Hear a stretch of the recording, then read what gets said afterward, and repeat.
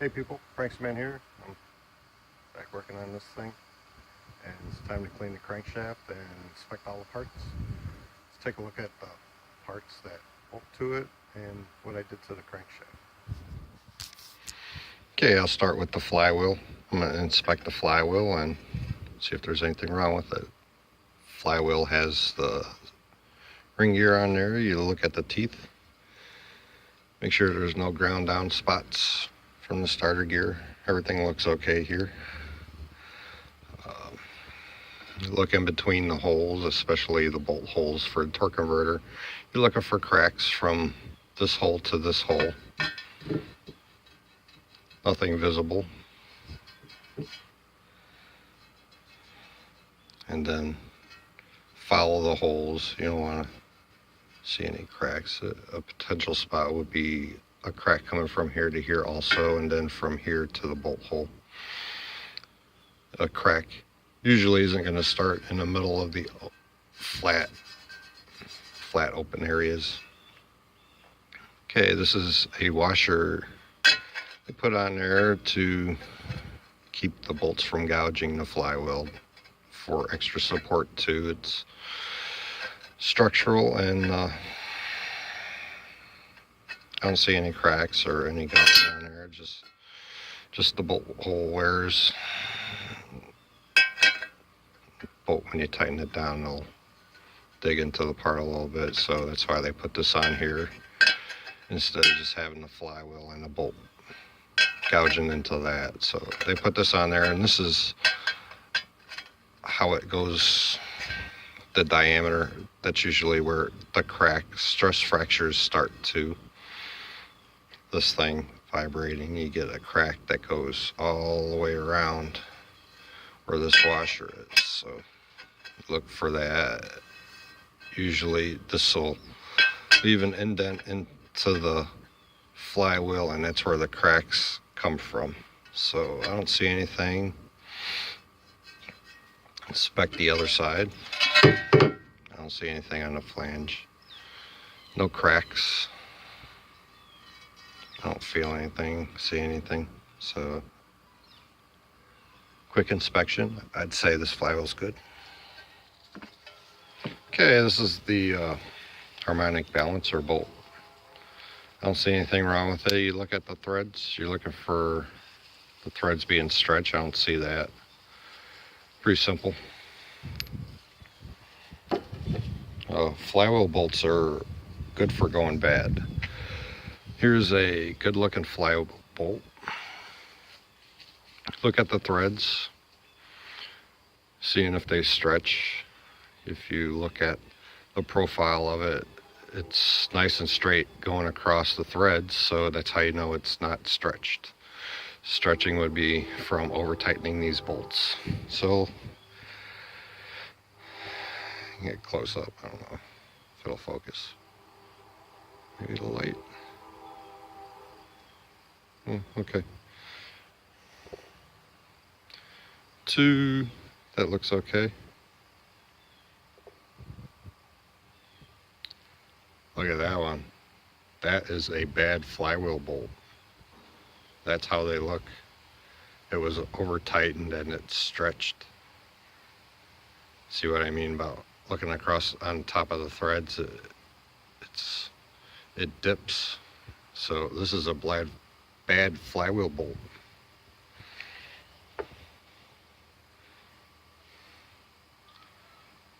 That one's good.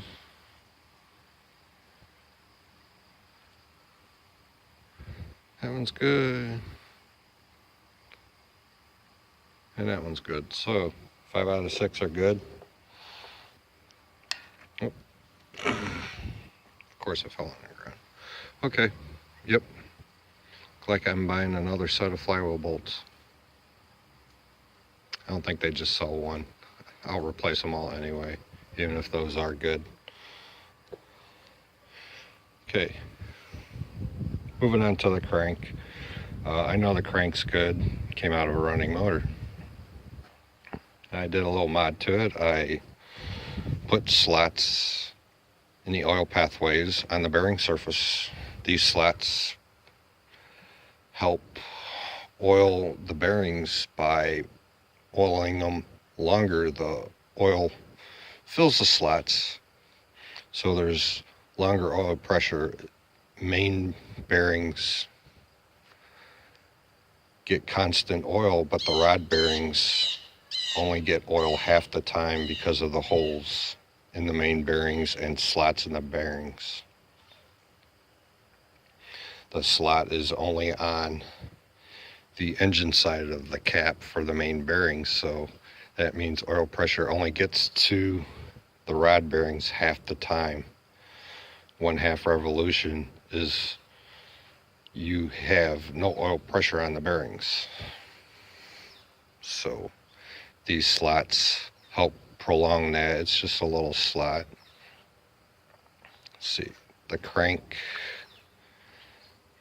spins this way, right? Clockwise, standing from the back.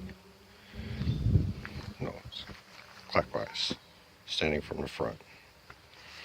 So the crank spins this way, right? The slot going from the main bearing to the rod bearing, that's where I made a lead-in groove. So this will hit the groove in the main bearings first, which will prolong the oil pressure going to the connecting rod. Now the connecting rod, since the crank is spinning this way, I made it to where the groove is on the back side of the hole. So when the oil comes through, it kind of wipes out onto the bearing.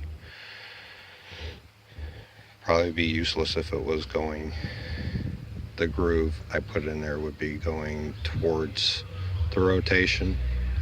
Can't imagine that being beneficial, so I put the groove behind the rotation. Did that on all of them. As you can see, they freaking rusted too. So I gotta clean the rust off. It's just surface rust, if you notice. They'll wipe right off, because when I ground the grooves in, I had to clean it off, wiped it off with a rag, and I forgot to oil it back up. See, that one didn't rust because I rubbed it with oil. I rubbed that one with oil too, so this crank is getting thoroughly cleaned. How I do it is I bolt the flywheel back up to the crank and I stand it up. It makes a great platform for cleaning the crank. So when I come back, I'll show you. Okay, here's how I stand up the crank so I could clean it, you know. Also good for storing a crank too. Set it in a corner of your basement and just stand it up. That way the crankshaft isn't going to get bent. Just laying the crankshaft on the ground, I was taught, could bend the crankshaft after prolonged it being like that. So you either stand them up or hang them up by the neck here. That's where harmonic balancer bolts up to. Take a rope or a wire or something and wrap it around and hang it on the rafter or something on the ceiling. Just have them swinging. That's how you store a crankshaft. Yeah, the weight from the crankshaft would bend it on itself. It would knock it out. Probably not too much, 2 to 3 thousandths, but still you got a bent crank. So stand them up or hang them up. That's how you store them.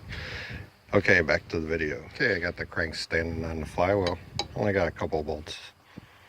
Holding it in there hand tight. Doesn't take much.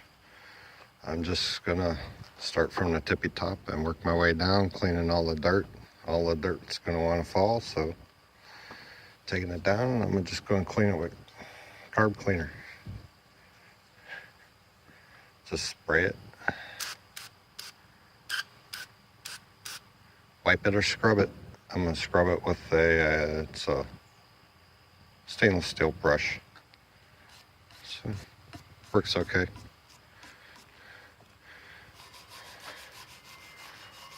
Loosen up the carbon and then blow it off with the carb cleaner. Paying attention to the rod journals, main journals, cleaning the holes out for the oil pathways, cleaning that timing chain gear, getting all the rust off, the snout. And you can see it's pretty sturdy. Okay. Pretty straightforward. Okay, I'll give a brief demonstration on how I clean the crank using carb cleaner. See how this area looks? That's wet oil soaked into the pores. This carb cleaner evaporates quick. It mixes with the oil, right? So you're thinning out the oil for the oil to evaporate. What's left behind is a dust. This dust you just brush off with a little brush. So that's the area I sprayed. If you notice, it's drying out. When that dries out, come back in with the brush and you clean it. I already did this little spot here. You can see I'm taking it down all the way down to the cast iron. I don't want to use water or oven cleaner to clean this because when it dries off, it wants to rust. I want it to dry off and stay clean without rusting, which is petroleum based, or I don't know what the hell this shit is. But it dries quick and it doesn't rust afterward. Okay, time to clean the crank.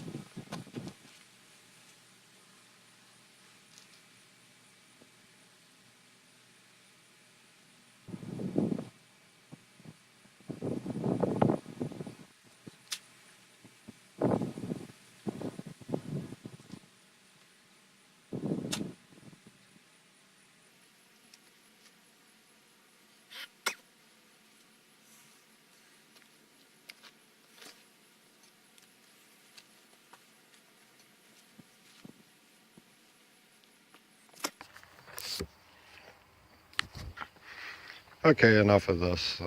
I cleaned off this little section here just so you guys get an idea how clean I'm going to get it. When I get done, I'll show you the whole thing. It's going to look brand new. And yes, I spat on the main bearing. I spit polished it. All right. Okay, I got the whole thing scrubbed down with the wire brush and the brake clean. And you could have guessed it leaves a residue. The brake clean leaves a powdery residue. So I'm going back with an acetone to clean off the residue. I already did this section here.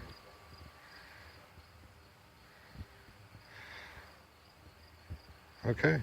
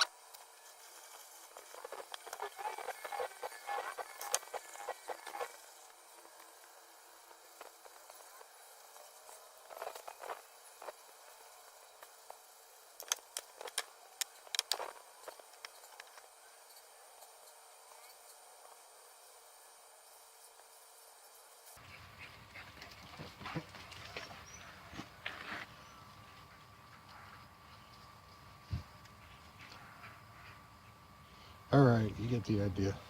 Okay, there it is. All nice and clean and ready to go in.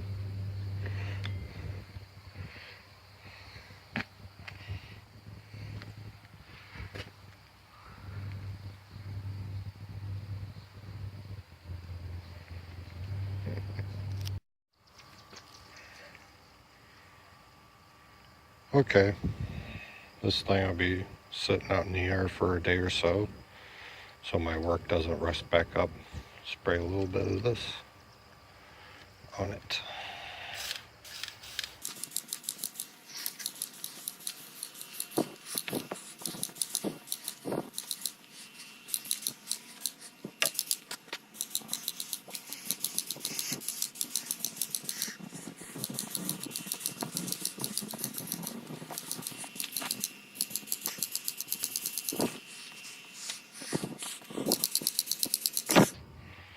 And of course it'll be covered up.